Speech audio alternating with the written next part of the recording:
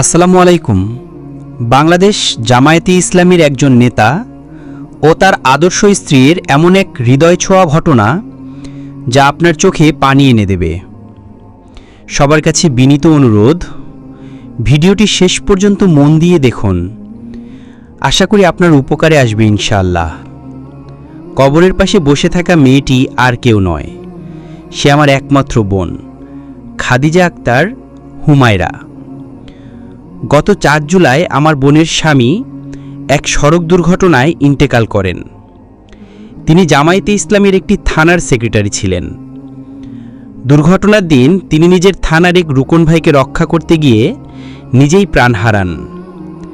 আমার বোন তার এই মৃত্যু কিছুতেই মেনে নিতে পারছিল না।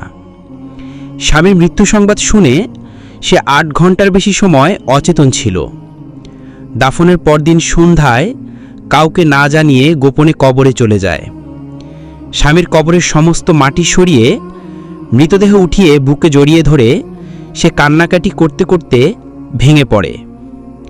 এলাকাবাসী কান্নার আওয়াজ শুনে দৌড়ে গিয়ে এই হৃদয় বিদারক দৃশ্য দেখতে পান। আমরা খবর পেয়ে গিয়ে বোনকে জোরপূর্বক নিয়ে আসি, আবার ইমামকে ডেকে এনে দাফনের ব্যবস্থা করি। এরপর থেকে বোনকে সর্বক্ষণ চোখে চোখে রাখি।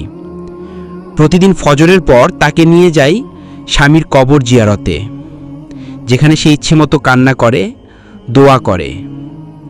কিন্তু ওই দিন কবর থেকে ফিরে আসার পর থেকে আজ পর্যন্ত বোন আমাদের সঙ্গে আর একটা কথাও বলেনি।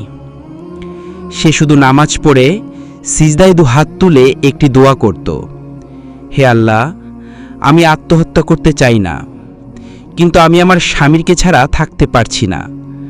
আপনি যদি সত্যিই রহমান হন, আমাকে আমার স্বামীর কাছে নিয়ে যান।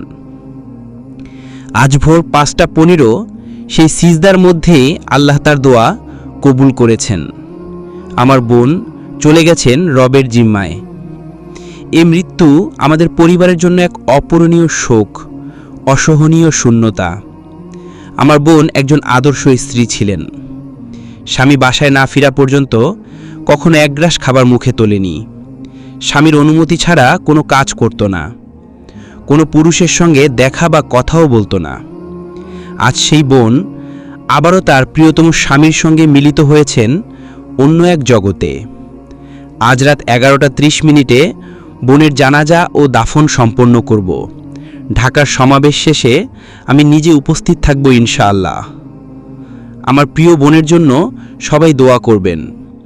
আপনি যদি এই ভিডিওটি এখান পর্যন্ত দেখে থাকেন, তাহলে অনুরোধ করব আমাদের রহস্যপথিক ইউটিউব চ্যানেলটি সাবস্ক্রাইব করুন।